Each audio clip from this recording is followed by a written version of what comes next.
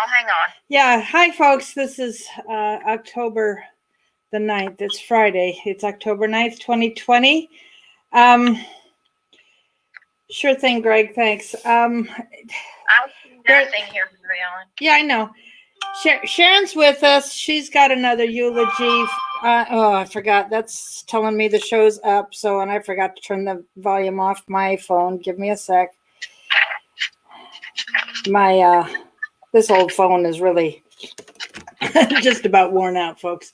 I had a couple of things I was going to share with you right here at the beginning. You know, on the website, there is a link to the digital guest book at the funeral home for Larry. And I read through everything yesterday. There are just a few things from local people. Most of it was from you guys and from the other show that Larry was on Tuesdays. And I read through everything everybody had read. And, you know, I'm so proud of what you had to say. It was so appropriate. It was so gracious and kind and honoring to our fearless leader. And, you know, it's an honor to step into the role of our fallen soldier, fallen leader, and to do my best to pick him up and lift him up and carry him on.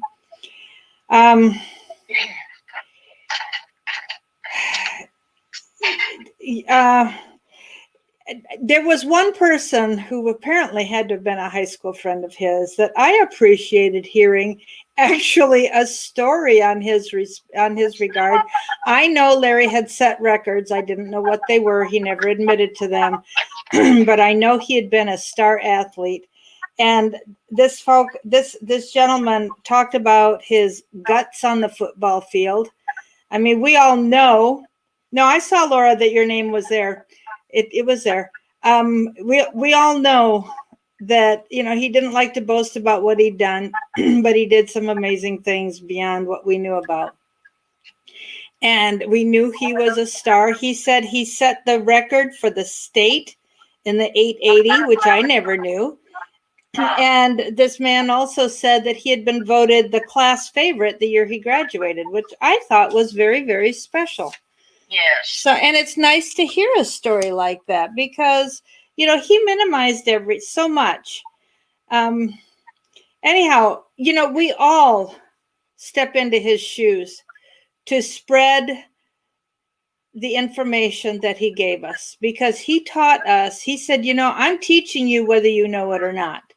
And so we know things because of what he taught. I mean, look at what's happening in the news right now with the declassification of the coup and what Hillary did. I mean, Larry told us about that in October 2016, that there was something going on, and he found out pretty early that, you know, it went all the way to the top, and, you know, he was letting us know to the little extent that he could what was going on. So we had access to information, insider information that others did not have. And he had connections at the very top. He had connections with the dregs of society to help make things happen behind the scenes. You know, it's pretty amazing what he was able to do. So I would like Sharon to read what her husband wrote, and we'll talk about it. And then we'll see what time is left. I have a few other things that we could talk about. I will let you know. Remind me at the end of the program. I'm going to be on the radio tomorrow to you know, just talk about Larry's work with us, and I'll just have 10 or 15 minutes to say something on his behalf and how you guys loved him, how he loved you, and how we're going to remember him, and the importance of knowing the things that he said and did and being brave like he is and following his inspiration. So Sharon, go ahead and share what Mike wrote because it's really very touching to me. Okay, and Mike is sitting over here listening. So it's called Clinging Ivy. Let me read it and it will become clear what that means. I think the minister who gave the going away party for Larry saw him as a nonconformist and himself as one who knew how to play the game, conform, and be a man for all seasons. Being opinionated, however, Larry just simply couldn't catch on. The minister's role then was to play Sancho Panza, loyal sidekick and caretaker of Don Quixote, to Larry's eccentric knight errant who was always tilting with windmills. I am an expert when it comes to windmill identification and also what makes a scarecrow. In Rostand's play, the experts warned Cyrano de Bergerac that he was tilting with windmills that might cast him down into the mire.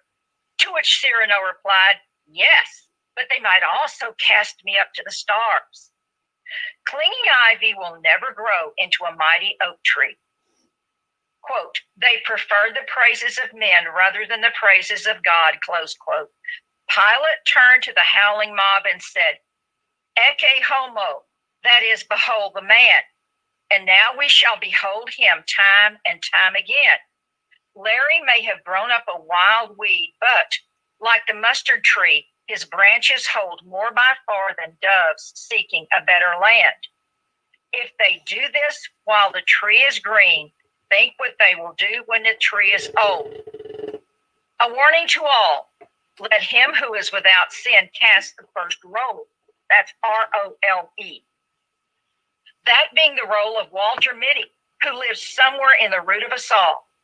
I used to pretend I was a British agent like Patrick McGowan in Secret Agent. I even, after not scoring with co-ed's University of Texas, developed a fake British accent. I was there to learn Russian to find the Chornya Kniga, or the Russian Black Book, parenthesis, list of spies, close quote, parenthesis. But I thought, boy, you're the original Walter Mitty. Not one vigorous young woman, however, would buy my cheap line of jive. Most ministers keep their distance from lepers in order to hit the big time with a huge mega church where they can hold a miracle service to heal 1 million lepers, while at the same time they dig for gold in way out Africa. After all, this is big game hunting country, and one must be noticed at court. And above all, avoid the dainty meats, etc. That's the end. Mike Craig. So I hope you guys could hear, and you guys have surely watched a whole lot more TV and movies than I ever did, and I hope you're able to follow the connections to a lot of movie analogies that Larry fit the example of. Yes. So we're talking about another very brilliant man who was involved in special ops, who was very hurt by some of the things that happened in life. And he was from Arkansas, and so he has helped me with some incredible insights. It was interesting yesterday, Sharon, I think I talked to you last night about this, that after we talked yesterday, with my realizing that there was such a spirit of resentment and bitterness and unforgiveness over this state, that on the news, I went to Facebook, and there was I don't know how I got a post from the news here in Arkansas, but there was a news spot that talking about, hey, there's just way too much resentment in this state, and if you need help with it. And then it turned into a commercial for a psychiatric hospital, but they interviewed the head of the hospital there and talking about it. The little bit that they posted on Facebook, I would have liked to have read more about what he had to say, and the clip that they had got cut off on Facebook, and I haven't been able to look on the internet and find it. Too busy doing other things, but that it made me realize, the more I thought about that and pondered that last night, we need to be asking the Lord what strongholds are over our own states. There's a significant reason that President Trump threw responsibility for this virus to the governors.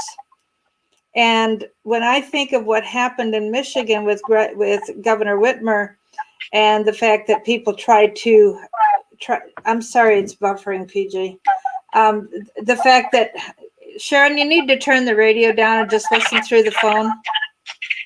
The fact that there was a militia group that tried to kidnap her because they just couldn't take anymore what they were doing, what she was doing. That is not what needs to be done. You have, like Larry has said often, you need to do it, follow the right channels. And the thing to do is to get people to recall her. And that's the right way to do it. And I mean, you can sue her if you want, but people didn't have the money, but you can certainly get a petition going for a recall. That's the right way. But, it made me wonder, is it possible that this group was posing because she blamed Trump for this attack? Were these people at all posing as Trump supporters because they didn't like what she was doing? I don't know, but it reminded me again of what Larry has told us over and over and over again. Here's another example. This 25th Amendment movement that Nancy Pelosi is doing. And presenting a bill to the House today. I saw the tweet that President Trump put out, and I think he's learned some of the tactics that Larry tried to teach us. It's really encouraging to see him come out with things that Larry has taught us, because he's saying, is what's going on really that they want to present this to the American people so that when they're ready to set Joe Biden aside for Kamala Harris, this whole concept of the 25th Amendment has already been put into the public's mind. So we will be more willing to accept it with that. Remember what Scripture has said. It says, don't come. Oops, I'm on the wrong page here.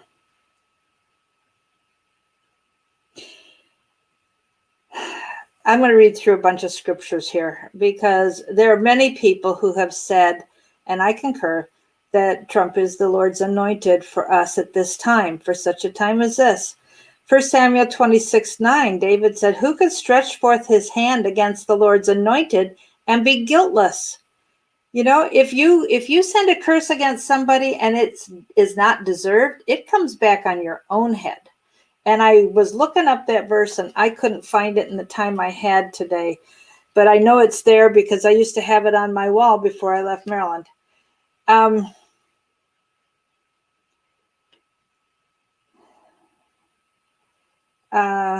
Thanks, Deb. Both Psalm 105:15 and 1 Chronicles 16:22 says, don't touch my anointed. 2 Chronicles 22:7 says, Jehu was appointed to cut off the house of Ahab. And Jonathan Cahn referred to Trump not only as Cyrus. He wasn't the one that referred to Trump as Cyrus. He was the one that referred to Trump as Jehu. So Jehu was appointed or anointed to cut off the house of Ahab, just like, and I'm now relating that if Trump is a Jehu, and in many ways he is like the Jehu in the story where he came against Ahab and Jezebel, Trump has been appointed and anointed to drain the swamp. And he needs to finish that. He could do that in his second term in a way that he could not do in his first term because of the constrictions on the first term president that are lifted on the second term. Psalm 20, verse 6, the Lord saves his anointed.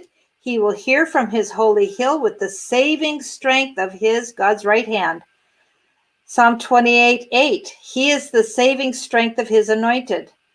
Isaiah 54:17, no weapon formed against you will prosper. Every tongue that rises against you in judgment you will condemn. Ecclesiastes 10:20 says, don't curse the king, don't curse the leader, don't curse the ruler over you. Matthew 5:44, love your enemies, bless them that curse you, do good to them that hurt you, pray for them that despitefully use you and persecute you. And I'm going to dwell on this Matthew 5:44 a little bit, because, we know how many people have come against Larry and attacked him severely. And, when I first even started working with him and helped him write his autobiography, I got death threats. So, the answer to that is praying and doing good and blessing and forgiving and so on. And I was listening to a message today, and it said we need to be praying for righteousness and justice and truth to grow and pervade this land. Righteousness, justice, and truth. So this weekend, folks, please spend some time asking the Lord to fill our land, flood our land with righteousness, justice, and truth. I wanted to read a little bit of Psalm 2. And then I want to come back to what Sharon, are you still there? Sharon? I don't know if she put me on mute or if she left. I guess I don't see her on here anymore. I appreciated what she had to say about Don Quixote and the story of how he was always like a mentally ill person chasing windmills, wanting to be a knight, wanting to have fame, wanting to attract the pretty girls like many of the knights did, and so on, but attacking windmills. But he had a heart of gold. In contrast, our dear Larry not only had a heart of gold. I mean, when I saw the soft side of him, he said, "Mary Ellen, keep it quiet. I don't want my reputation destroyed." Here's Sharon back. Oh, I gotta figure out how to. Hey there, you're back. So it's me. Yeah, I'm talking about what you read. I was talking about Don Quixote and the fighting of windmills and being misunderstood for who you are and what you're trying to do, and being dismissed because you're understood. I was talking to a couple people this morning about the division among the Christians, the division among the conservatives. The other side is united, and there is power. It's a spiritual principle. There is power in unity. And righteousness does exalt a nation, Laura. Thank you. We need to find ways for reconciliation to the best of our ability. Sometimes it's not possible. And when you're attacked and it's abusive, you need to keep a hedge of protection around yourself and not keep putting yourself back into an abusive situation. You need to protect.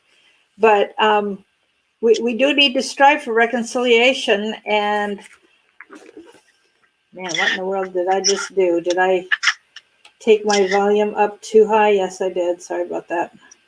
There is something about Don Quixote de la Mancha, which if you read the story, or you see the film, which they did back with Sophia Loren and Peter O'Toole, was so fantastic, is that man, he was like, his mind was all whatever was happening to him, but he wanted to be a knight errant because it was a noble pursuit. And he goes out and he has this old rickety horse named Rocinante that was just a nag. But he goes out and he's got his sword and he's got his armor on, but his heart was pure and he loved God. And to him, everything he saw was something that was noble. And he even met the prostitute Aldonza, and he saw her as his lady fair, that a knight would go out and do battle for. And he absolutely stunned everyone with that, and they thought he was nuts. But he literally changed her heart because of the way he believed that she was a lady and a wonderful person. And it was just an amazing story, the whole thing of Don Quixote. So I just wanted to put that in there. And Larry was a pure-hearted man, of course. Yeah, I mean, he didn't understand what it meant to seek God. But when I saw the questions he would ask me, when I heard the questions he asked Pastor Sanders, when I heard him, even on the phone when we had a three-way Thursday night, the questions he was asking Pastor Joe, he was seeking the Lord. Now, this whole issue of how everybody told him he had to forgive, he had to forgive, he had to forgive, I don't know where he ended up with that. I don't know. I mean, he was righteous in hating what God hated. He hated what God hated. Now, this permeating spirit of resentment and blacklisting people, I don't know where he ended up on that.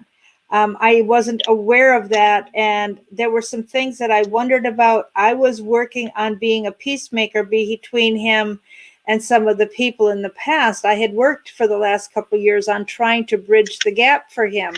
Succeeded in some areas, didn't succeed completely in others.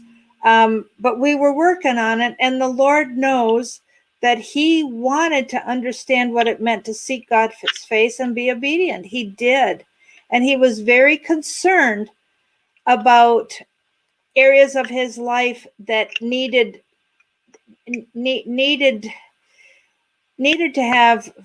find God's approval. He carried that a tremendous amount of guilt. But he did say, I gotta think. I think it was actually the end of last year that he had come to a place where he could finally forgive himself and let go. And he really was seeking to move forward and walk with the Lord. And when he told me Friday morning that he realized the tremendous grace of God that covered his life and covered his past, and he recognized he now had another mission that needed to go forward starting now. Just like we had promoted 2 Chronicles 7:14 in October of 2016, it was time to do that again in October 2020. But beyond that, he really, remember his last program on September 25th, he talked about the importance of getting to know God and being obedient and walking with God, making sure you were right with God. He really had a heart for that. He really did. And what another tidbit I can tell you that he would offer me tidbits about his life. I didn't ask. I just tried, that was not my place.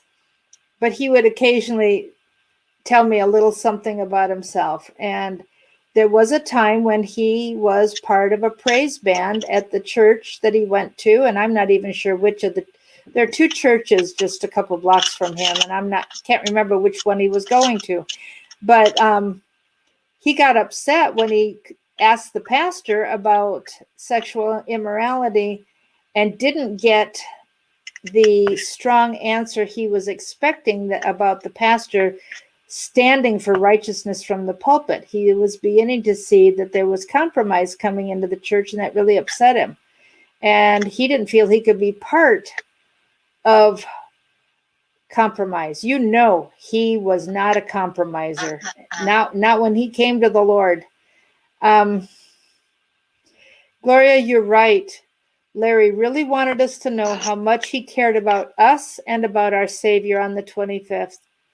The fact that on the 23rd, he was breathing so heavily and struggling so hard to have enough breath to even answer questions. But he I know he was kind of teasing when he says, Mary Ellen's trying to kick me off. He didn't want to get off. You gave him a reason for what he was doing.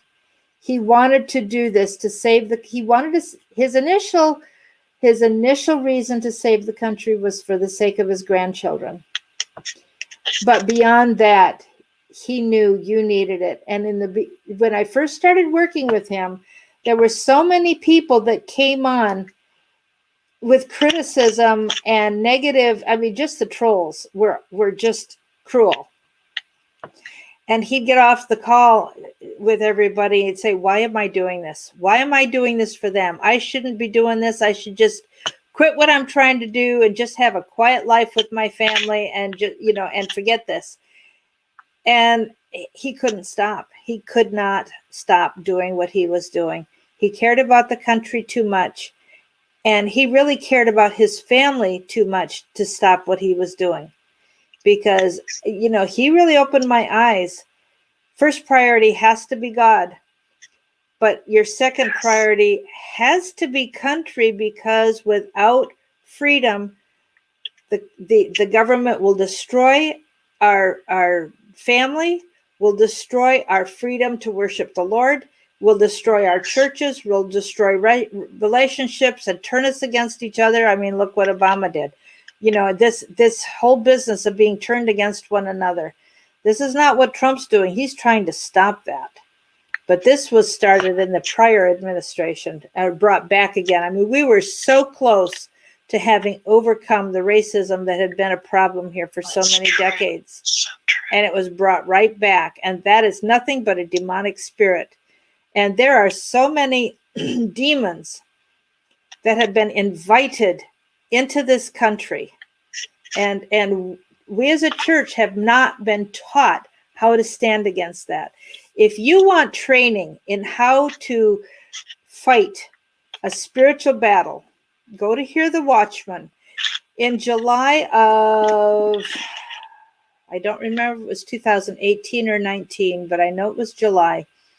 There was a conference done in Long Island, New York, with Russ Dizdar, where Russ Dizdar taught, I think it was 2019, where Russ Dizdar taught for a weekend, 3 days, on how to do spiritual warfare. And I have listened to a little bit of it, but I have got to now pay and buy that, because I think we need to go over some of that in coming months together, because it's really, really important that we do that. Anything more about what you said? Do you want to talk about Serato de Cyrano de Bergerac. Yeah. I don't know. I think, do people know who Walter Mitty is? That reference to Walter Mitty? I don't know who he is. I know he was a movie character, but that's all I know. There was, I don't know who wrote the story, because I didn't go back and read it and look it up, but Walter Mitty was a character who was constantly, as my husband is like this, up in his head. And like Mike said here, he was always imagining himself in situations where he was the hero, or where he was, winning the girl, or where he was doing some great exploit. That was Walter Mitty. And they did, the original film was done in the 40s with Danny Kaye. It was brilliant. But anyway, and Walter Mitty was just a plain little old guy who had some office job or something, but he had all of this brilliant, amazing, imaginary secret life. So the story is called The Secret Life of Walter Mitty. And he goes around doing all this stuff, but it wasn't real. And so when Mike said he used to pretend he was a British agent like Patrick McGowan, who starred in the TV show Secret Agent, which was really a really terrific show, he developed a fake British accent. My husband is super eccentric. He and Larry would have been, they're like two little peas in a pod. Anyway, he was there studying Russian, and he mentions a Russian black book with a list of spies. And then he was trying, to do the British accent and to meet girls and everything. But he fell flat on his face, because Mike he's just so nerdy and so weird and different. That's how people looked at him, and probably still do. But you know what? He's a terrific person, and just amazing. And he and Larry would have been such good friends. And Mike is from Texarkana, Texas. And Larry was just across the border there in Arkansas. So Mike knows all about this blacklist type thing. When he mentioned the blacklist, there's another thing, the list of the spies and stuff. They put you on a list in Texarkana or in Arkansas, and you don't ever get off that list. My husband used to keep a list like that. He called it his list by the commode, and he got that from his daddy, who was born in DeQueen, Arkansas. But he doesn't do that anymore, but that's where all of that comes from. And we shared that with Mary Ellen, and she's like, oh, okay. Well, anyway, I just wanted to put that in there. And then the other part was the mention of the minister at the end. They're out there. There's a lot of false prophets, a lot of false ministers. They look good, but they're a wolf in sheep's clothing, and a lot of them are being exposed as the deep church. And here they are wanting to have all these miracle services, but ignoring the really people that really need their help in ministry, and going after becoming noticed and seen like they must be noticed at court. And if anyone has ever looked at old movies or whatever, avoid all the dainty meats. There are things, you have to behave in a certain way to promote yourself. That's kind of what that's saying. All right. I think we're going to end there today.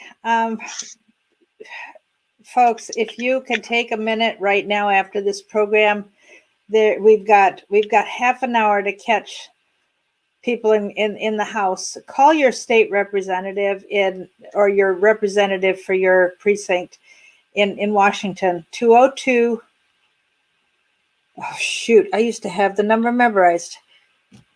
202-22. Oh, shoot. I'm going to have to look it up. Hold on. I'll look it up. It's 202 22. Anybody remember the number for Congress?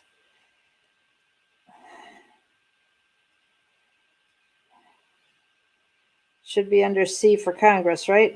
I hope. No, of course I can't find it right now. Oh, shoot. I had it memorized for so long. 202-224-3121. That's it. 202-224-3121. Thank you, Lord. And just say, stop this Amendment 25 nonsense. And I will be on if you want to find the radio program I'm on tomorrow, it's called Last Call, or you might find it under the name BJ Edwards. And I think it's on at 10 Central or 11 Eastern. And I'll be on about 15 minutes after the top of the first hour. And I'll just be on for 15 minutes from Central Time, 10:15 to 10:30. So anyhow, that's tomorrow morning. So God bless you all. We will be back on Monday. And Larry is greatly missed by all of us. And he will not be forgotten. And as things come up, we will talk about how we need to be paying attention. I get one more thing. I listened to a message last night talking about how Satan creates diversion from the truth. He's the father of lies.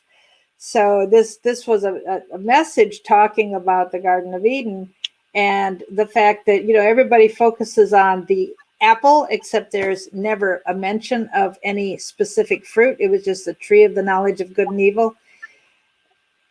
And they're so concerned about the apple, they're not really paying attention to the whole point is the discussion of sin and the origin of sin. And in the same way, Larry's told us so many times, don't look at what's being pushed by the news because they are diverting and trying to create a diversion for what they want to hide. And one example given was look at Planned Parenthood. Is that what they're about, helping you plan your parenthood? No, they're all about abortion and destroying your opportunity to be a parent. So, this whole issue of Satan being involved in what's going on with what the Democrats are doing, and not the Democrats only, the Republicans do it too. But yes, Mountain Cat, we definitely are promoting never socialism. And we will distractions for sure. And we will continue to talk about what we learned from Larry as things come up. We will just, we'll just go over it over and over. So I'm not sure what we're going to talk about next week. We'll just find something new over the weekend to continue. And I'll talk to you Monday. Be blessed this weekend. Keep your eyes on the Lord. Be looking up. Okay, bye.